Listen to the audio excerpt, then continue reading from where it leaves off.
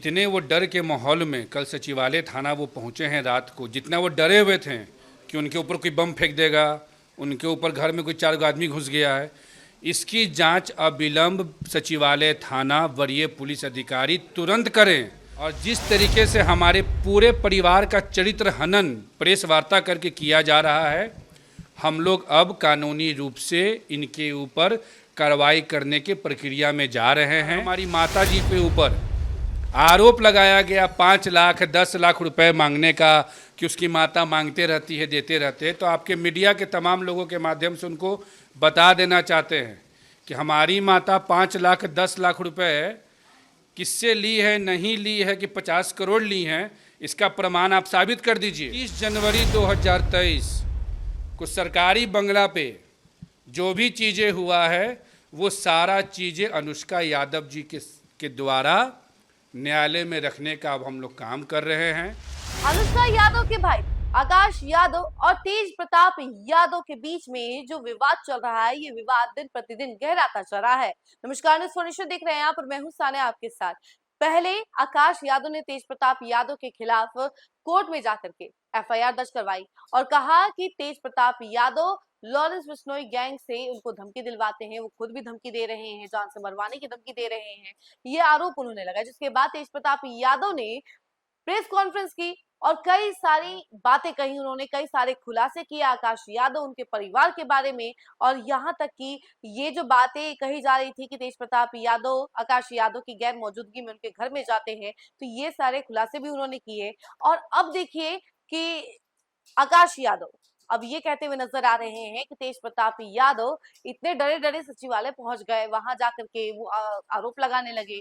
देखिए, अब इस मामले में निष्पक्ष जांच होनी चाहिए। और इसके साथ ही साथ उन्होंने ये भी कहा है कि तेज प्रताप यादव ही हैं जिन्होंने उनके पूरे परिवार का चरित्र हनन किया है और कई सारी बातें उन्होंने कही उनके परिवार के बारे में। तो अब वो इस मामले को आगे तक लेकर जाएंगे और उनके खिलाफ कानूनी कार्रवाई करेंगे। जरा सुनिए कि आकाश यादव क्या कुछ कह रहे हैं। तमाम बयानों के साथ हम आपको छोड़ जाते हैं। लगातार विवाद बढ़ते जा रहा है। पिछले दिनों आपने उनके खिलाफ मामला दर्ज कराया था, उसके बाद कल वो सचिवालय थाना पहुंचे हुए थे, कई गंभीर आरोप आप पे लगा रहे थे, पूरा मामला क्या है?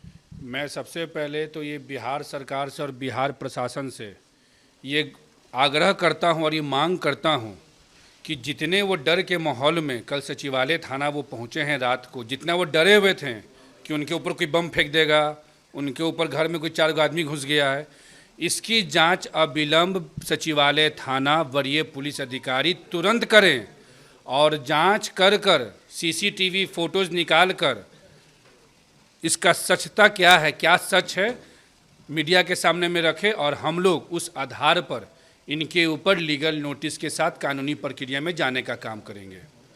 इन्होंने जो कुकर्म किया है, जो ज़बरदस्ती हमारे घर में घुसने का प्रयास, जिस प्रकार हमको लॉरेंस बिश्नोई के ग्रुप से धमकी दिलवाया गया है और जिस तरीके से हमारे पूरे परिवार का चरित्र हनन प्रेस वार्ता करके किया जा रहा है, हम लोग अब कानूनी रूप से इनके ऊपर कार्रवाई करने की प्रक्रिया में जा रहे हैं।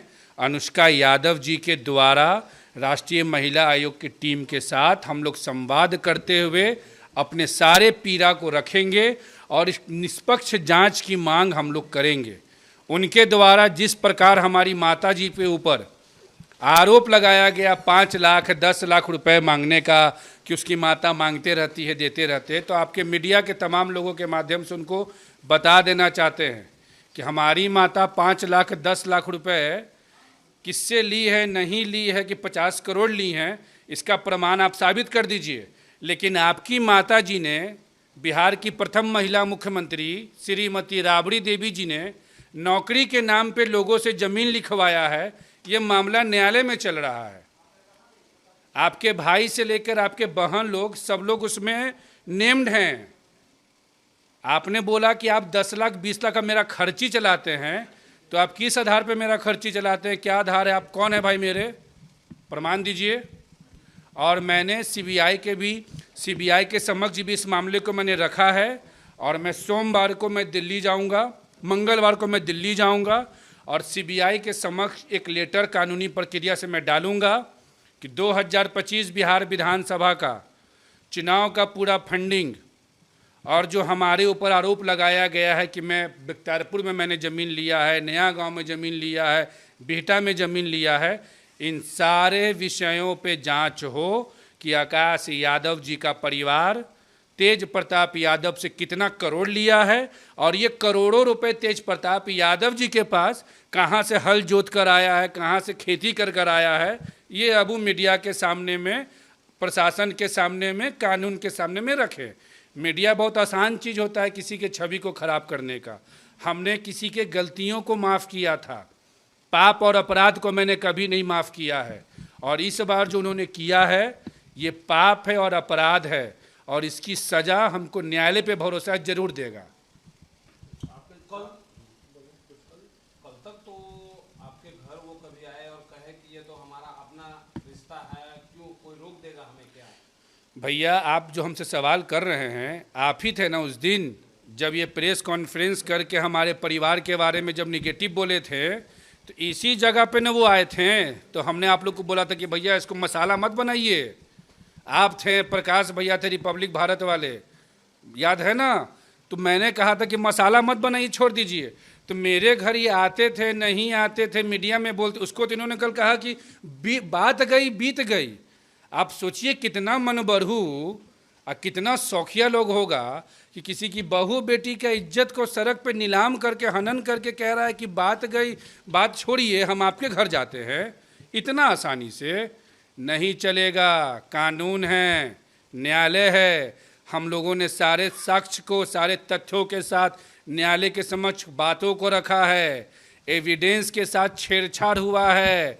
प्रशासन को ये बात जानकारी हो चुकी है। सारा जांच चल रहा है, ड्राइवर से लेकर गार्ड तक, गाड़ी नंबर से लेकर एक एक चीज़ सब थाना के समक्ष और कानून के समक्ष है। आखिर ये विवाद कहाँ पे जाके खत्म होगा?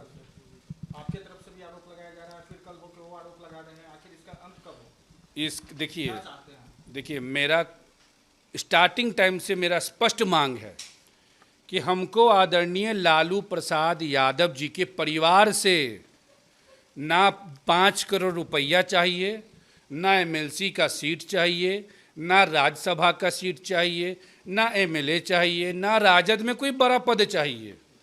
हमको उस परिवार से मुक्ति चाहिए।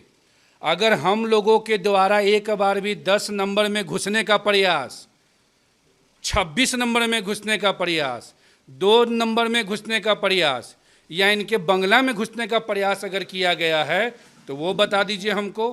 और सीबीआई के पास जब ये जांच जाएगा, राष्ट्रीय महिला आयोग के पास ये जब ये बात पहुंचेगा, तो हमारी बहन के द्वारा और हम लोगों के द्वारा श्री तेज प्रताप यादव जी, श्रीमती राबड़ी देवी जी, विशेष तौर पर इन लोगों के द्वारा, तेजस्वी यादव जी के द्वारा 26 अप्रैल 2024, 30 जनवरी 2023 को सरकारी बंगला पे जो भी चीज़ें हुआ है वो सारा चीज़ें अनुष्का यादव जी के द्वारा न्यायालय में रखने का अब हम लोग काम कर रहे हैं। मंगलवार को हम लोग दिल्ली जाएंगे, वहाँ पे हम लोग अपने इस पूरे चीज़ों को लीगल टीम से बातचीत कर अब इस मामले को हम लोग छोड़ने नहीं जा रहे हैं, क्योंकि बार बार हमारे परिवार पे उंगली उठाना ये हमारे लिए बर्दाश्त के बाहर है। हमारे पिता को उठवाया, रंगदारी 3 करोड़ का मंगवाया गया, हथियारबंद लोगों को भेजा गया, लॉरेंस बिश्नोई के ग्रुप से फ़ोन करवाया गया, तरह तरह का अज्ञात लोगों को हम लोग के इर्द गिर्द भेज के हम लोग का रेकी करवाया गया। क्या इसका ये मतलब है कि हम बर्दाश्त करते रहेंगे? अब बर्दाश्त का समय ख़त्म हो गया, अब आर और पार होगा। और जितना ये कानूनी प्रक्रिया का वो आकर मीडिया में कह रहे हैं, तो न्यायालय में इस बात को भी हम रखेंगे कि इनके परिवार के द्वारा पूर्व में भी सचिवालय थाना में ये कंप्लेन दर्ज कराया गया था कि गेट नंबर 2 में आकाश यादव चिड़ियाखाना गेट नंबर 2 पे पिस्टल भिरा के 25 लाख ले गया, हथियार से भिरा के ले गया।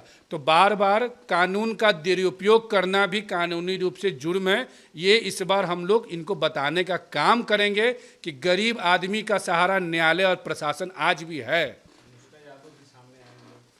अनुष्का यादव का नाम इन्होंने नेम्ड डाला है पहली बार। आकाश यादव के घर पे ज़बरदस्ती प्रयास लगातार कर रहे थे, अपराध आकाश यादव के साथ ये कर रहे थे। ये अनुष्का यादव का नाम डालकर इन्होंने ये हमको संदेश देने का काम किया है कि तुम लोग नौकर हो, गरीब हो, दुखिया हो, हम लालू यादव के बेटा हैं, कुछ भी कर सकते हैं। तो अनुष्का का नाम उन्होंने लाया है, तो अब अनुष्का अपने हिसाब से उनको लीगल तरीके से जवाब देगी कि भाई अनुष्का के विषय में जो ये बार बार जो मीडिया में उठा रहे हैं, ये किस आधार पे उठा रहे हैं।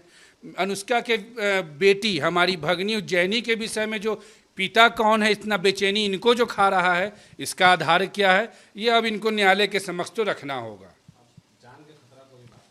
हमारा पूरा परिवार डर के साए में है।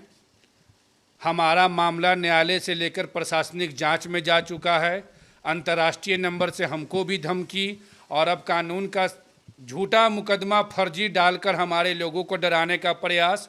हम अपने परिवार का सुरक्षा महाकाल के भरोसे छोड़ते हैं और न्याय का भरोसा बिहार के माननीय मुख्यमंत्री सम्राट चौधरी जी और यहाँ के न्यायालय पर रखते हैं।